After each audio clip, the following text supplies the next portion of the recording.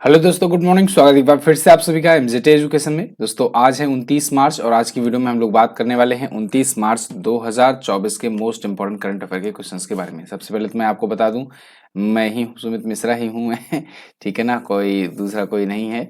जैसा कि मैंने आपको बताया था कि अयोध्या दर्शन करने गए थे, तो इस वजह से आवाज भी थोड़ा सा वैसी हो गई है। नारा वगैरह लगाना होता है, आप जानते ही हो भाई, भगवान राम के धाम पे गए हुए हैं, तो आवाज में इसीलिए डिफरेंस देखने को मिल रहा है। थोड़ा सा तबीयत भी डाउन है, इसी वजह से ऐसी आपको कल भी आवाज लगी, आज भी आपको थोड़ा सा वैसी आवाज लग रही होगी, भारी आवाज लग रही होगी। लेकिन मैं ही पढ़ा रहा हूँ और आपको ये कंटेंट मिल रहा है। और आज जो है डिजिटल बोर्ड पर नहीं हो पाई क्लास, कल से डिजिटल बोर्ड पर हम लोग क्लास लेंगे। लेकिन आगे बढ़ने से पहले मैं आप सभी को थैंक यू बोलना चाहूंगा, क्योंकि आप सब लोग जो है काफी केयर करते हैं, काफी चिंता करते हैं हमारे लिए। शुरुआत करेंगे हम लोग रिवीजन से। जो कल हम लोगों ने पढ़ा था उसको हम लोग 1 मिनट में रिवीजन करेंगे। कल हम लोगों ने देखा था 24 मार्च को विश्व कबड्डी दिवस के अवसर पर भारत के टोटल 128 खिलाड़ियों ने एक साथ मिल करके एक इवेंट में शामिल होकर के गिनीज वर्ल्ड रिकॉर्ड बनाया है। हुरून रिसर्च की 2024 की ग्लोबल रिच लिस्ट के अनुसार सबसे ज्यादा अरबपतियों वाला शहर है मुंबई एशिया में, ठीक है, और वर्ल्ड में है न्यूयॉर्क। 2024 का एबल पुरस्कार जीत लिया है मिशेल टेलाग्रैंड ने। और म्यांमार में भारत के अगले राजदूत हैं अभय ठाकुर। भारतीय पुरातत्व सर्वेक्षण ने 18 ऐसे साइट्स को अपनी लिस्ट से हटाने की घोषणा की है। चुनाव आयोग ने चुनाव प्रक्रिया की निगरानी के लिए सी विजिल नाम से ऐप लॉन्च किया है। और एवरेडी के ब्रांड एम्बेसडर बन गए हैं नीरज चोपड़ा। लुइस मोंटेनेग्रो को अभी हाल ही में पुर्तगाल का नया प्रधानमंत्री चुना गया है। और मिस्र में आयोजित पैरा पावर लिफ्टिंग विश्व कप में विनय ने जीता है गोल्ड मेडल। ये जीतने वाले यूपी के पहले खिलाड़ी बन गए हैं।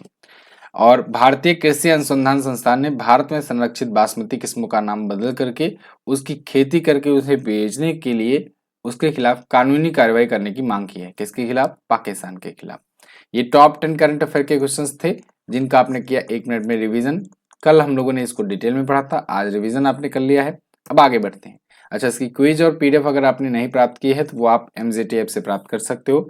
डेली क्विज लगाया करो और डेली की पीडीएफ भी आप डाउनलोड जरूर किया करो, बिल्कुल फ्री में। पहला क्वेश्चन, वर्तमान में चल रहे आईपीएल में किस टीम ने आईपीएल इतिहास का सबसे बड़ा स्कोर बनाया? तो दोस्तों 17 साल हो रहे हैं आईपीएल के, और इस 17 साल के इतिहास में सबसे लंबा स्कोर बना है अभी आईपीएल 2024 के 8वें मैच में 277 रन बना है। और ये 277 रन बनाया है सनराइजर्स हैदराबाद ने। मतलब किसी एक टीम के द्वारा एक पारी में सबसे ज्यादा रन है ये 277 रन, वो भी 20 ओवर में। तो सनराइजर्स हैदराबाद ने एक नया रिकॉर्ड सेट कर दिया है। दुनिया की सबसे पॉपुलर लीग है ये आईपीएल। इसमें 277 रन 5 विकेट खोते हुए इन्होंने मुंबई के खिलाफ बनाया हुआ है, मुंबई इंडियंस के खिलाफ। राजीव गांधी इंटरनेशनल स्टेडियम जो हैदराबाद में स्थित है वहीं पर बनाया। अच्छा, इससे पहले का जो रिकॉर्ड था वो 2013 में बना था। 2013 में आरसीबी ने पूरे वॉरियर्स के खिलाफ बनाया था 263 रन। इसमें आपको याद होगा 175 रन अकेले बनाए थे क्रिस गेल ने, यूनिवर्स बॉस क्रिस गेल। आज भी उनके नाम इंडिविजुअल रिकॉर्ड है। मतलब अगर इंडिविजुअल की बात की जाए सबसे लंबा स्कोर आईपीएल का, तो ये क्रिस गेल के नाम है और यही वाली पारी का है। लेकिन अगर कहा जाए पूरा टीम का सबसे बड़ा स्कोर, तो आप बताएंगे जो 2024 का 8वां मैच था इसमें बना हुआ स्कोर 277 रन, ठीक है ना। तो इंडिविजुअल भी पूछा जा सकता है, ये भी ध्यान रखना। दूसरी बात, आईपीएल आया है, आईपीएल से ध्यान रखना कि आईपीएल में सबसे ज्यादा रन बनाने का रिकॉर्ड किसके नाम है? विराट कोहली के नाम है, ये नाम ध्यान रखना। और अभी डब्ल्यूपीएल हुआ था, विमेंस प्रीमियर लीग, इसको किसने जीत लिया है? इसको आरसीबी की टीम ने जीत लिया है। आरसीबी महिलाओं वाली टीम, ठीक है। और स्मृति मंधाना जिसकी कैप्टन है, तो पहला खिताब इन्होंने जीता था अपना। डब्ल्यूपीएल के वैसे 2 ही इवेंट हुए हैं, 2 ही संस्करण हुए हैं, और आईपीएल का ये इस बार का 17वां संस्करण है। आईपीएल यानी इंडियन प्रीमियर लीग, ये टाटा के द्वारा टाइटल स्पॉन्सर्ड है। टाटा के द्वारा ही डब्ल्यूपीएल भी टाइटल स्पॉन्सर्ड है। पिछला बार वाला अगर पूछा जाए कौन जीता है, तो चेन्नई ने जीता है। चेन्नई अभी तक सबसे सक्सेसफुल टीम रही है, 14 मैचों में 5 बार जीत दर्ज की हुई है। आगे बढ़ते हैं। हाल ही में अंतरिक्ष विज्ञान में युवाओं को प्रेरित करने के लिए इसरो ने कौन सा कार्यक्रम शुरू किया? तो स्पेस साइंस में युवाओं को, यूथ को प्रेरित करने के लिए, उनको ट्रेनिंग देने के लिए, उनको इसके प्रति इंटरेस्ट जगाने के लिए इसरो ने स्टार्ट 2024 नाम से प्रोग्राम शुरू किया है। इसरो इससे पहले भी ये स्टार्ट प्रोग्राम कर चुका है। तो ये नया सत्र इस बार आयोजित करने जा रहा है 2024 में, स्टार्ट 2024। तो इसका उद्देश्य वही होगा कि जो अंडर ग्रेजुएट्स हैं या जो पोस्ट ग्रेजुएट्स हैं, ऐसे छात्रों को, ऐसे स्टूडेंट को स्पेस साइंस और टेक्नोलॉजी में जो बेसिक लेवल का जो नॉलेज होता है, जो ट्रेनिंग होती है, वो प्रोवाइड किया जाए। इसके लिए इसरो ने एक ऑनलाइन प्रोग्राम शुरू किया हुआ है। ये ई क्लास के माध्यम से, ई क्लास बोले तो जैसे मैं आपको डिजिटली पढ़ा रहा हूँ, ऐसे ही प्लेटफॉर्म के जरिए इसरो इसे प्रोवाइड करेगा। तो इसमें space science and technology awareness training program होगा और स्पेस साइंस के बारे में इसरो अवेयर करेगा। अब इसरो आया है तो पिछले दिनों में क्यों क्यों इसरो चर्चे में रहा था, उसको भी हम लोग रिकॉल करेंगे। जैसे अभी एविएशन वीक लॉर्ड्स अवार्ड मिला था इसरो को, चंद्रयान 3 के लिए मिला था। चंद्रयान 3 जो सक्सेसफुली लॉन्च किया इसरो ने, उसके लिए मिला था ये अवार्ड। आरएलवी पुष्पक का सफल लैंडिंग परीक्षण किया है इसरो ने। ये रीयूजेबल रॉकेट है, रीयूजेबल रॉकेट का एक प्रोटोटाइप था। हाइड्रोजन और ऑक्सीजन गैसों के उपयोग से अंतरिक्ष में बिजली उत्पन्न करने का भी परीक्षण किया इसरो ने। एक्सपोसैट सैटेलाइट जो है ये लॉन्च किया था इसी साल। फीस्ट सॉफ्टवेयर ये लाया था। इसके अलावा मिशन गगनयान के लिए टेस्ट व्हीकल किया इन्होंने और गगनयान के लिए ही सखी नाम से एक ऐप भी लॉन्च किया गया है, जिससे गगनयान यात्रियों को मदद मिल सके। गगनयान जो है इसरो का बहुप्रतीक्षित यान है। इसके जरिए भारत पहली बार अपना स्वदेशी रूप से भेजेगा अपने व्यक्तियों को। ठीक है, भारत का कोई अंतरिक्ष एजेंसी भेज रही होगी तो इसरो भेजेगा इसको। Solar mission Aditya L1 launch किया गया पिछले साल और ये पहला सौर मिशन था। इसरो के बारे में अगर स्टैटिक की बात करें तो Indian space and research organisation इसका फुल फॉर्म होता है। स्थापना 15 अगस्त के दिन हुई थी 1969 को। इसके अलावा इसका हेडक्वार्टर जो है बेंगलुरु में, अध्यक्ष है एस सोमनाथ जी। आगे बढ़ते हैं। किसे राष्ट्रीय जांच एजेंसी यानी NIA का महानिदेशक नियुक्त किया गया? तो NIA के महानिदेशक नियुक्त किए गए हैं दोस्तों सदानंद दाते। सदानंद दाते आपको यहाँ पर दिख रहे हैं, ये NIA के चीफ अपॉइंट किए गए हैं। कुछ और भी नियुक्तियां हुई हैं, जैसे इनके अलावा अगर बात करें तो राजस्थान कैडर के ही IPS अधिकारी हैं राजीव कुमार। इनको पुलिस अनुसंधान एवं विकास ब्यूरो यानी कि bureau of police research and development, इसका अध्यक्ष नियुक्त किया गया है। और वहीं 1991 बैच के यूपी कैडर के IPS अधिकारी पीयूष आनंद को नेशनल डिजास्टर रिस्पांस फोर्स यानी राष्ट्रीय आपदा मोचन बल का अध्यक्ष बनाया गया है। तो ये तीन की तीनों नियुक्तियां इंपॉर्टेंट है, तीनों मैंने एक ही क्वेश्चन में ले लिया है। आप ध्यान से इसको याद कर लीजिए, नोट डाउन कर लीजिए। ठीक है, NIA की स्थापना 2009 में हुई थी, मुख्यालय इसका नई दिल्ली में स्थित है। कुछ और नियुक्तियां जो हुई हैं उनको रिकॉल करेंगे। जैसे अभी हंसा मिश्रा जी को UPSC का निदेशक डायरेक्टर नियुक्त किया गया है। संजय मुखर्जी को चुनाव आयोग ने पश्चिम बंगाल का नया DGP नियुक्त किया। MB राव जो हैं ये इंडियन बैंक एसोसिएशन के नए अध्यक्ष नियुक्त किए गए हैं। गोविंद ढोलकिया सूरत डायमंड बोर्ड्स के अध्यक्ष हैं और राहुल सिंह जो हैं ये CBSE के अध्यक्ष हैं। वहीं ज्ञानेश कुमार और सुखवीर सिंह संधू को चुनाव आयुक्त नियुक्त किया गया है। आगे बढ़ते हैं। अगला है, हाल ही में आयोजित बॉक्सिंग सब जूनियर नेशनल चैंपियनशिप 2024 में इसकी पदक तालिका में टॉप पर कौन है? तो इसमें टॉप पर है दोस्तों हरियाणा, सेकंड पर यहाँ पर दिल्ली का स्थान रहा और थर्ड पर रहा महाराष्ट्र। बॉक्सिंग सब जूनियर नेशनल चैंपियनशिप अभी ये आयोजित किया गया और इसमें देखिए हरियाणा जो है ये टॉप पर रहा था। इसमें मेल फीमेल दोनों वर्ग में इवेंट हुए। लड़की वर्ग में अगर बात करें तो हरियाणा ने 10 मेडल जीते हैं लड़कियों में। इसमें 7 गोल्ड है, 1 सिल्वर है और 2 ब्रॉन्ज है। जिसका गोल्ड ज्यादा होता है वही लिस्ट में ज्यादा होता है टॉप पर। ठीक है, लड़कों ने 9 पदक जीते जिसमें 6 गोल्ड था, 2 रजत था और 1 कांस्य पदक था यानी कि ब्रॉन्ज मेडल था। तो टोटल हरियाणा के आए 19 मेडल्स। इस हिसाब से हरियाणा रहा टॉप पर, सेकंड पर दिल्ली रहा, थर्ड पर महाराष्ट्र रहा। ठीक है ना, हरियाणा ये बॉक्सिंग सब जूनियर नेशनल चैंपियनशिप जीत चुका है, जान लो। आगे बढ़ते हैं। 2024 की ब्रांड फाइनेंस इंश्योरेंस 100 की रिपोर्ट के अनुसार विश्व स्तर पर सबसे मजबूत बीमा ब्रांड कौन सा है? सबसे मजबूत इंश्योरेंस ब्रांड बन गया है LIC और ये बन गया है विश्व में। अभी आपको पता हो कुछ दिन पहले ये तीसरे स्थान पर था, अब ये टॉप पर आ गया है। LIC यानी life insurance corporation of India limited, इसके इसकी रैंक जो है ये टॉप पर बन गई है सबसे स्ट्रॉन्गेस्ट इंश्योरेंस ब्रांड के रूप में। यहाँ पर आप आर्टिकल देख पाओगे, 26 मार्च का ये अपडेट है। LIC world's strongest insurance brand finance insurance report में ये बात कही गई है। LIC जो है ये 9.8 बिलियन US डॉलर पर स्थिर बना हुआ है और इसका ब्रांड स्ट्रेंथ इंडेक्स स्कोर जो है 88.3 है और रेटिंग में अगर बात करें तो AAA है, तो ये बहुत अच्छा माना जाता है, इस वजह से इसको टॉप पर रैंक दी गई है। LIC के अगर बारे में बात करें तो आपको याद होगा 2022 में इसका IPO आया था। इसका IPO आने के बाद ये भारत की सबसे बड़ी गवर्नमेंट लिस्टेड कंपनी बनी थी और इसका IPO भी अब तक का सबसे बड़ा IPO रहा। 22,000 करोड़ का IPO आया था, है ना।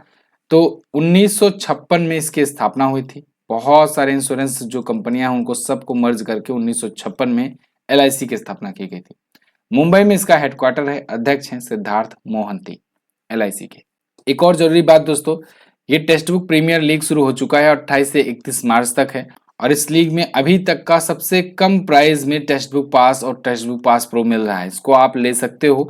ईयरली टेक्स्ट बुक पास मात्र 175 रुपए में ले सकते हो और पास प्रो 263 में आप ले सकते हो। MGT कूपन कोड यूज करने पर आपको 12% का डिस्काउंट भी मिलेगा, तो आप जो है इसका जरूर फायदा उठाइए। लिंक डिस्क्रिप्शन में दिया गया है और अक्सर मैं आपको बताता रहता हूँ, देखो जब ऐसे मौके आते हैं ना तो इनका आपको फायदा उठाना चाहिए। ये साल भर के लिए आपको टेक्स्ट बुक पास और टेक्स्ट बुक पास प्रो मिल रहा है, इसको आप जरूर प्रेफर कीजिए। अगला क्वेश्चन देखते हैं, हाल ही में किस देश ने मिस यूनिवर्स प्रतियोगिता में पहली बार भाग लेने की घोषणा की? तो इस बार दोस्तों सऊदी अरब जो है ये मिस यूनिवर्स प्रतियोगिता में पहली बार भाग लेने की घोषणा कर चुका है। ऑब्वियसली यहाँ से पहली बार कोई लेडी होंगी वो मिस यूनिवर्स के इवेंट में पार्टिसिपेट करेंगी। अभी आपने देखा था पाकिस्तान भी ऐसे ही सेम अनाउंसमेंट किया था, पाकिस्तान ने भी, तो वो भी शामिल हो रहा है और अब सऊदी अरब भी शामिल हो रहा है। यहाँ पर देखिए, in a first Saudi Arabia to now take part in Miss Universe 2024 competition, और जो पहली बार सऊदी अरेबिया को रिप्रेजेंट करेंगी मिस यूनिवर्स पेजेंट में उसके लिए तो रूमी अलका ताहनी है। तो रूमी अलका ताहनी जो है ये जाएंगी सऊदी अरब में पहली प्रतिभागी के रूप में। ध्यान रखिएगा, ऐसा नहीं है कि ये जीती हुई हैं, यहाँ पर पार्टिसिपेशन की बात हो रही है अभी। तो मिस यूनिवर्स में जाने से पहले ये मिस सऊदी अरब बन चुकी हैं, मिस अरब वर्ल्ड पीस जीत चुकी हैं, मिस विमेन जीत चुकी हैं और अब ये जा रही हैं मिस यूनिवर्स प्रतियोगिता में। सऊदी अरब की हैं, ध्यान रखना। वैसे अगर अभी की बात करें जीता कौन है तो अभी निकारागुआ की सेनिस पलासियोस जो है ये वर्तमान में मिस यूनिवर्स बनी है। अभी जो इसका रिजल्ट आया था मिस यूनिवर्स का 2023 का, उसको इन्होंने जीता था। मिस यूनिवर्स 2024 वाली जो प्रतियोगिता होगी ये कहां पर होगी? ये मैक्सिको में होगी। ठीक, आगे बढ़ते हैं। अगला क्वेश्चन, हाल ही में मिली जानकारी के अनुसार सोनम वांगचुक द्वारा बॉर्डर मार्च कब शुरू किया जाएगा?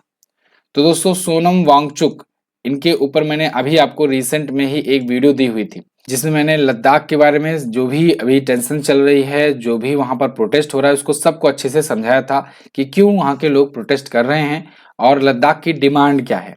ये सब अगर आपको जानना है तो ये वीडियो आप जरूर देखिएगा और इसमें आपको अच्छे से समझ में भी आ जाएगा।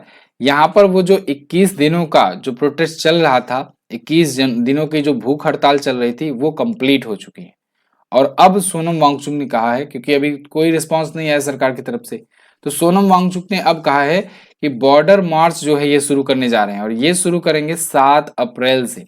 तो बॉर्डर मार्च जैसा कि आपको नाम से ही स्पष्ट है, ये बॉर्डर एरिया पर जाएंगे और वहां पर मार्च करेंगे। तो ये एक और बड़ा इवेंट होने वाला है। सोनम वांगचुक ये वही व्यक्ति हैं जिनके ऊपर 3 इडियट मूवी बनाई गई है, जिनके आसपास में, जिनके ऊपर किरदार पर तो आमिर खान जिस व्यक्तित्व का रोल निभा रहे थे वो यही पर्सन थे, सोनम वांगचुक। तो इनके द्वारा ये प्रोटेस्ट लीड किया जा रहा है। इन्होंने ये अनाउंस किया है कि अब 7 अप्रैल को बॉर्डर मार्च शुरू करेंगे। 21 दिनों की भूख हड़ताल जो है वो समाप्त हो चुकी है। डिमांड्स क्या क्या है एक मोटा मोटा मैं फिर से बता दे रहा हूँ। वैसे तो मैं आपसे यही कहूंगा, डिटेल में अगर समझना है तो आप ये वाली वीडियो जरूर देखना कि मरने तक अनशन करूंगा करके ट्रेनिंग टॉपिक वाली प्लेलिस्ट में भी मिल जाएगी आपको और चैनल पर भी जाकर आप ढूंढ सकते हो, या लद्दाख प्रोटेस्ट करके MGT एजुकेशन आगे लिख देना, मिल जाएगी वीडियो आपको। इसमें ये लोग 6ठी अनुसूची की डिमांड कर रहे हैं जिससे इनको एक स्पेशल क्षेत्र का दर्जा मिल जाए। 6ठी अनुसूची जानते हो आप कि इसमें असम, मेघालय, त्रिपुरा और मिजोरम को एक स्पेशल दर्जा मिलता है कुछ आदिवासी क्षेत्रों के लिए। इसके अलावा इनकी डिमांड ये है कि स्टेट हुड या तो कर दो, स्टेट हुड की मांग यानी कि उसको राज्य बना दो, केंद्र शासित प्रदेश जो है लद्दाख वो। इसके अलावा लोकसभा सीट भी बढ़ाने की, एक और सीट वहां पर देने की ये लोग डिमांड कर रहे हैं, जिससे इनका रिप्रेजेंटेशन संसद में और अच्छे तरीके से हो जाए। कुछ ऐसी ही इनकी डिमांड है, ये बात ध्यान रखना। 5 अगस्त 2019 को लद्दाख और जम्मू कश्मीर को यूनियन टेरिटरी बना दिया गया था और आर्टिकल 370 रिमूव किया गया था। ठीक है, चलिए आगे देखते हैं। हाल ही में किसने भारत के लोकपाल के न्यायिक सदस्य के रूप में शपथ ग्रहण की? तो दोस्तों, भारत के लोकपाल के न्यायिक सदस्य के रूप में शपथ ग्रहण की है ऋतुराज अवस्थी जी ने। ऋतुराज अवस्थी, अगर आपको नाम याद हो तो ये 22वें विधि आयोग के अध्यक्ष रह चुके हैं। याद है पिछली नियुक्तियों में, और अपनी किताबों में इनका नाम होता था सबसे टॉप पर, जो कौन क्या है वाला पेज रहता था उसमें 22वें विधि आयोग के अध्यक्ष थे, लेकिन इनको लोकपाल में ला दिया गया, लोकपाल का सदस्य बनाया गया है। तो लोकपाल का सदस्य की जो सदस्यता है या कहें कि शपथ जो है वो आज इन्होंने लिया हुआ है। तो इनको अभी लोकपाल के न्यायिक सदस्य के रूप में सदस्यता दिलाई गई है, या कहें कि शपथ इन्होंने ली है 27 मार्च को। किसने दिलाई शपथ? तो लोकपाल के अध्यक्ष ने शपथ दिलाई। ये पूछा जा सकता है कि लोकपाल के सदस्यों को शपथ कौन दिलाता है। ऑप्शन में रहेगा आपके राष्ट्रपति, राज्यपाल, मुख्यमंत्री, प्रधानमंत्री, लोकपाल के अध्यक्ष या न्यायाधीश भी दे सकता है। तो ध्यान रखना, लोकपाल के अध्यक्ष और लोकपाल के सदस्यों को शपथ दिलाते हैं। न्यायमूर्ति एम खानविलकर जो है ये सदस्य दिलाए हैं सदस्यता। और देखो, ये अभी हाल फिलहाल में नियुक्त हुए हैं, तो इनका भी नाम इंपॉर्टेंट है, याद रखना। अगर ऋतुराज अवस्थी के बारे में बात करें तो विधि आयोग के अध्यक्ष रह चुके हैं। अच्छा, 2 और सदस्यों ने सदस्यता ग्रहण की या कहें कि शपथ ग्रहण किया, पंकज कुमार और अजय तिर्की ने, तो इनका भी नाम है, आप ध्यान रखेंगे।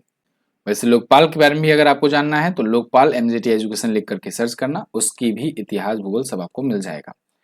अगला, हाल ही में बासिरो डेमोये फे ये कहाँ के राष्ट्रपति चुनाव जीत चुके हैं? तो ये दोस्तों सेनेगल के राष्ट्रपति बन चुके हैं। सेनेगल का राष्ट्रपति का चुनाव हुआ और इसमें बासिरो डियामोये फे ने चुनाव जीत लिया है। ये हैं बासिरो साहब। तो सेनेगल एक अफ्रीकी देश है और फ्रेंच अफ्रीकी कह सकते हैं, क्योंकि यहाँ पर कभी फ्रेंच कॉलोनी हुआ करती थी। ये 54.28% वोट हासिल किए हैं और इनकी उम्र है महज 44 वर्ष, और इस वजह से ये बन गए हैं सबसे कम उम्र के इस अफ्रीकी क्षेत्र के देश के ये राष्ट्रपति। सेनेगल अगर आप देखना चाहोगे कि है कहाँ पर, तो वर्ल्ड मैप में आप देखोगे ये रहा अपना प्यारा भारत। यहाँ से आपको अफ्रीका में आना है और अफ्रीका में पश्चिमी अफ्रीका साइड में आना है। तो इधर इस साइड में आप देखोगे ये कि ये देश आपको दिख रहा है, छोटा सा देश है सेनेगल, ठीक है ना, सेनेगल। गाम्बिया भी आपको ये दिख रहा है बहुत ही पतला सा, यहाँ पर सेनेगल दिख रहा है। सेनेगल की राजधानी जो होती है वो होती है डकार, ठीक है ना, डकार। और इस रीजन की जो CFA फ्रैंक है वही मुद्रा है। इस रीजन में बहुत सारे देशों की मुद्रा यही है, CFA फ्रैंक, ठीक है। अगला क्वेश्चन है, हाल ही में स्वामी स्मरणानंद महाराज जी का निधन हो गया। ये रामकृष्ण मिशन के कौन से में अध्यक्ष थे? तो स्वामी स्मरणानंद महाराज जी का निधन हो गया है 95 वर्ष की उम्र में, और इनको 16वां अध्यक्ष नियुक्त किया गया था। ये 16वें अध्यक्ष के रूप में काम कर रहे थे रामकृष्ण मिशन के, और अब इनका निधन हुआ है। रामकृष्ण मिशन जो है ये शुरू किया था दोस्तों स्वामी विवेकानंद जी ने। अगर आपने इतिहास पढ़ा होगा तो इस चीज को आपको जरूर मालूम होगा। रामकृष्ण मिशन की शुरुआत स्वामी विवेकानंद जी ने की थी और बेलूर मठ से की थी। 1897 में इसको स्थापित किया गया था।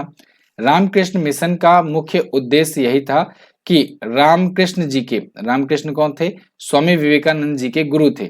तो उनके विचारों को, उनके जो भी आइडियोलॉजी है उसको पूरी दुनिया में, पूरे देश में विस्तारित करना, प्रचारित प्रसारित करना, इस उद्देश्य से रामकृष्ण मिशन की शुरुआत की थी स्वामी विवेकानंद जी ने।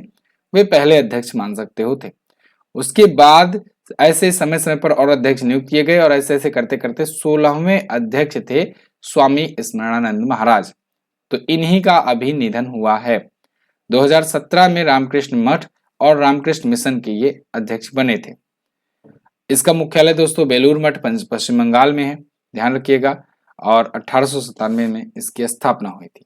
ठीक है, तो ये थे टॉप 10 करंट अफेयर के क्वेश्चंस। आई होप आपको वीडियो पसंद आए होंगे। अगर वीडियो पसंद आई है तो इसको लाइक और शेयर भी कर देना। कल मैंने आपसे क्वेश्चन पूछा था चुनाव आयोग का वर्णन किस अनुच्छेद में किया गया है, तो अनुच्छेद 324 में किया गया है।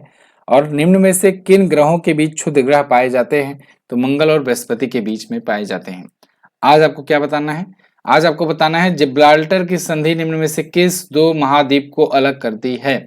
बहुत ही अच्छा क्वेश्चन है, बहुत बार पूछा भी गया है। भारत आने वाले पहले यूरोपीय व्यापारी कौन थे, ये भी आप बताइएगा। दोनों ही चीजें मैंने कल की वीडियो में बताई थी, तो कल की क्लास अगर आपने देखी होगी तो जरूर आप आंसर कर ले जाओगे। बहुत बहुत धन्यवाद यहाँ तक वीडियो देखने के लिए। आप हमारे बुक वगैरह भी ऑर्डर कर सकते हैं अमेजन पर जा करके। इसके अलावा एमजीटी ऐप पर और इसकी क्विज मिल जाएगी, टेलीग्राम पर इसकी पीडीएफ मिल जाएगी।